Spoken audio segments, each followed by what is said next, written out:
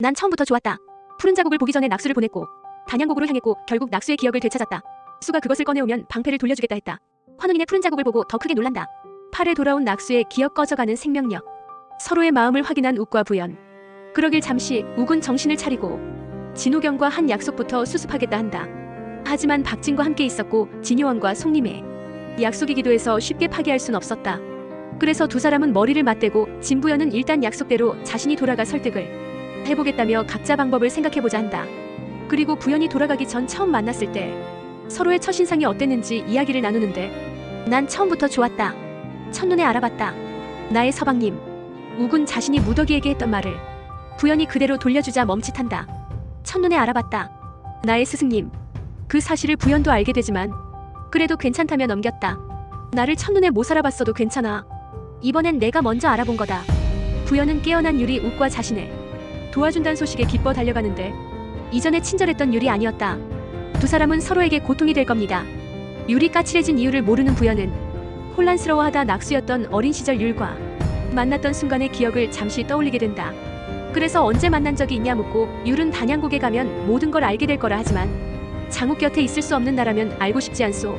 부연은 진실을 알게 되면 욱의 곁에 있을 수 없을까봐 두려워 거절했다. 이 선생에게서 낙수의 혼이 사라질 거라 들었던 율은 그 사실을 진호경에게 그대로 전하며 부연이 잠시라도 원하는 사람과 있게 하자고. 이에 진호경은 약간 흔들린다. 율은 뒤늦게 서우성에 보내려던 서신을 찾는데 자신이 단양곡에서 낙수와 함께 생을 마감하려 했다. 남긴 서신이 허윤옥의 손에 들어간 걸 알게 된다. 그 시각 허윤옥은 부연을 환혼인의 무덤으로 불러내 따로 만나고 있었고 낙수의 정체를 밝히기 위해 환혼인의 자국을 드러나게 하는 약물을 부연의 어깨에 뿌렸다. 그런데 푸른 자국이 나타나지 않자 당황하고 갑자기 약물 세례를 받은 부연은 허윤옥의 손길을 뿌리치고 가려다 눈에 약물이 또 들어간다. 그 때문에 눈에 숨겨진 푸른 자국이 드러나는데 그때 등장한 서율은 허윤옥이 낙수의 눈이 푸른 자국을 보기 전에 낙수를 보냈고 허윤옥에겐 낙수의 혼이 곧 사라질 거라며 잠시라도 그대로 두고 싶었다 전했다. 눈에 들어간 약물을 씻어내려 냇가로 향한 낙수는 자신의 눈 속에 푸른 자국을 발견하고 욱이 말했던 낙수가 자신임을 어렴풋이 깨닫는다. 눈 속에 푸른 빛이 꽃처럼 피어 있었거든. 그게 난가. 그래서 외면하려 했던 기억을 찾으러 단양곡으로 향했고 결국 낙수의 기억을 되찾았다. 모든 게 다 나의 기억이었다. 내가 이 푸른 옥의 주인이었고 그의 스승이었던 낙수다.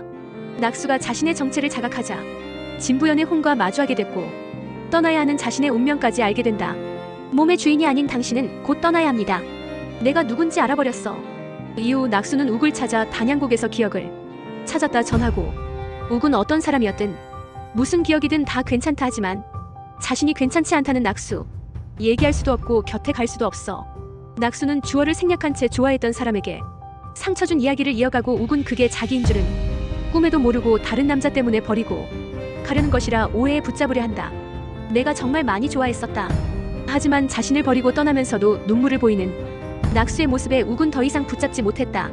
그 후 진효원으로 돌아간 낙수는 혼자 슬픔을 감내하는데 보고 싶은 걸 견디지 못한 욱이 몰래 진효원 담장을 넘어 낙수를 찾았다.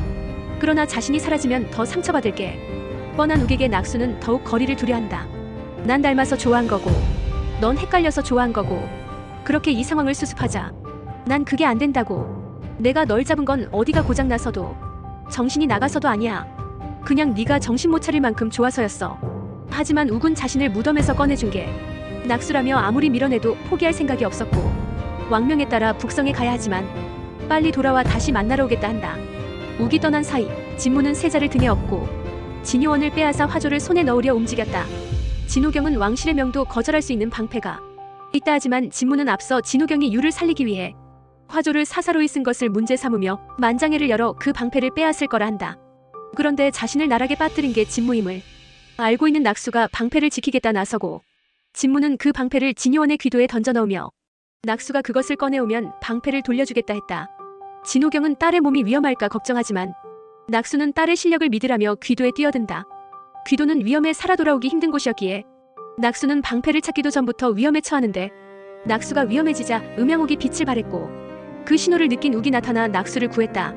낙수는 욱이 귀도에 온 것을 보고 놀라며 어떻게 온 것이냐 묻는데 욱은 낙수의 눈에 드러난 환혼인의 푸른 자국을 보고 더 크게 놀란다. 너 누구야? 이 영상이 즐거우셨다면 구독과 좋아요로 다음 소식을 놓치지 마세요.